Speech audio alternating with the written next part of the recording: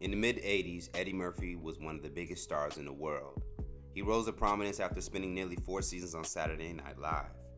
Murphy left SNL at the top of his game to appear in more movies, which brought him to another level of notoriety. 48 Hours, Trading Places, and Beverly Hills Cop were Eddie's first 3 films in a starring role. They were released one after the other, and each one of them was more successful than the last, with Beverly Hills Cop becoming the highest-grossing R-rated comedy ever until that record was beaten in 2009 by The Hangover. Eddie Murphy was 3 for 3 when it came to movies, and it seemed like he could do no wrong. In addition to film, Eddie had just released his first stand-up special, Delirious, to rave reviews, and had picked up a Grammy Award for Best Comedy Album in 1984. Eddie was the first comedic rock star. Eddie's dream of becoming an entertainer didn't stop at comedy. He wanted to be a jack of all trades. I was singing before I did comedy. I would do tunes by the Commodores, some by Earth, Wind & Fire, then I'd do impressions of Al Green or Elvis Presley. I was the band's manager, leader, and lead singer. Actually, there were guys in the group who sang much better than me. I just wanted to be out front. In 1982, Eddie released his debut comedy album and included a song on the album to get his feet wet in the music world.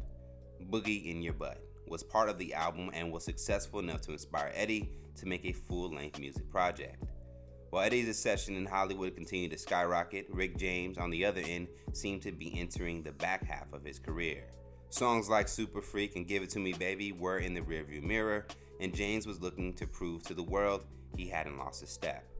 Sources say that Murphy and James met back in 1981. Now, at the time, Eddie had a few incomplete music sessions with Prince before he left to work on other things. Because James was cool with Eddie and his brother Charlie, he had decided to step in. Eddie said he picked up a lot from watching Rick James in the studio. I just picked up everything inadvertently, from hanging around the studio all the time. He was a friend of mine, and when you were around him, that meant you were always in the studio. Murphy elaborated by saying when it came to create his own records, he watched how Rick James assembled his music, took the same steps, and charted his progress the same way. The two would go on to collaborate on the single Party All the Time. The single was part of Eddie Murphy's debut music album, How Could It Be, released in July of 1985. The album peaked at number 26 on the Billboard 200 and at number 17 on the top R&B hip-hop albums, making it a moderate success. Both Rick James and Stevie Wonder co-wrote 2 songs each on the project.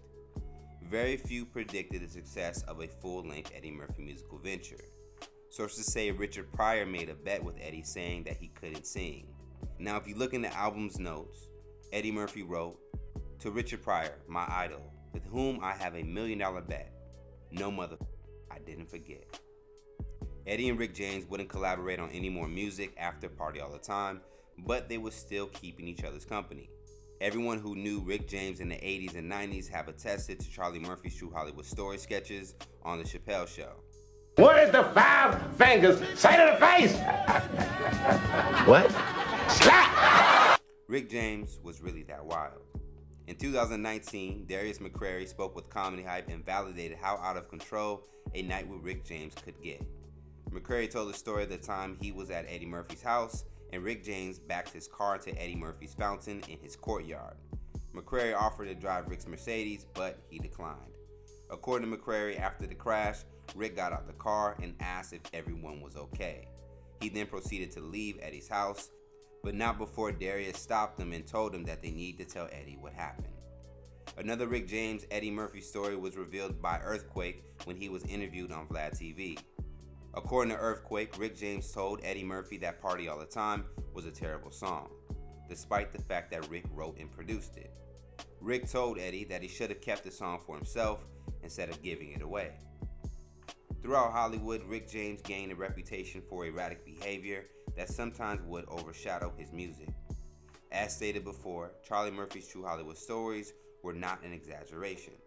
The sketch recounted a typical Rick James party filled with women and drugs. Cocaine is a hell of a drug. As Rick's life seemed to get more and more out of control, his friends around him began to distance themselves. Then in July of 1991, it was reported that Rick James was arrested along with his 21-year-old girlfriend for allegedly imprisoning and torturing a woman with a hot cocaine pipe. According to police, the two were arrested on suspicion of assault with a deadly weapon, false imprisonment, forced oral copulation, making terrorist threats, and furnishing narcotics.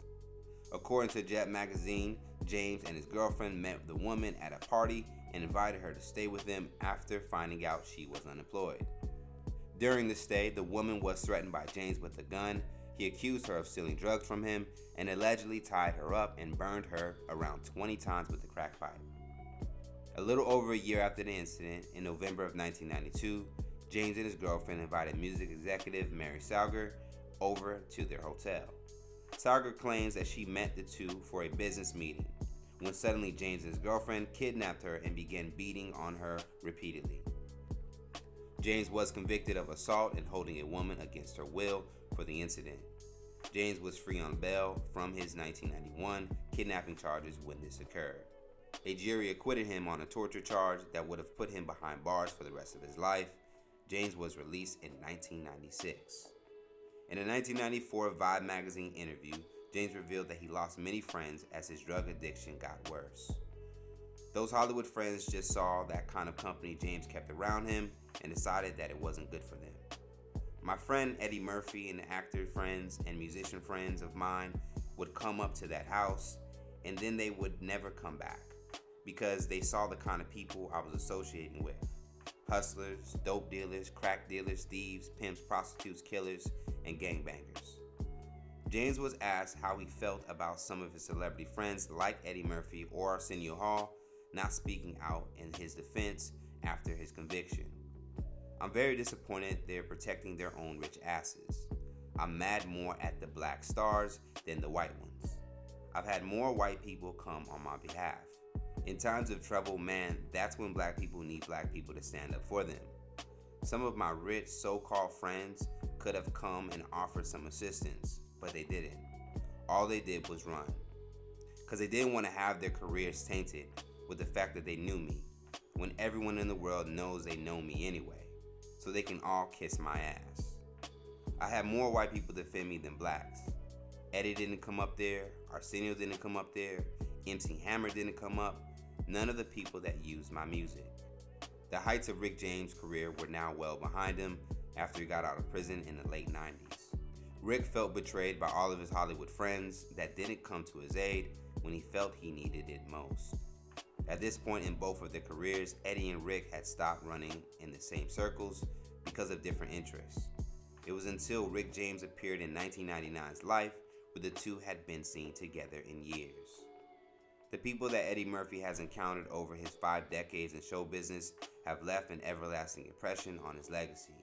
Eddie has always considered himself to be a multifaceted entertainer. The superstars that he met along the way have helped him further cement that goal, even if Eddie Murphy the musician didn't fully take off like Eddie Murphy the comedian.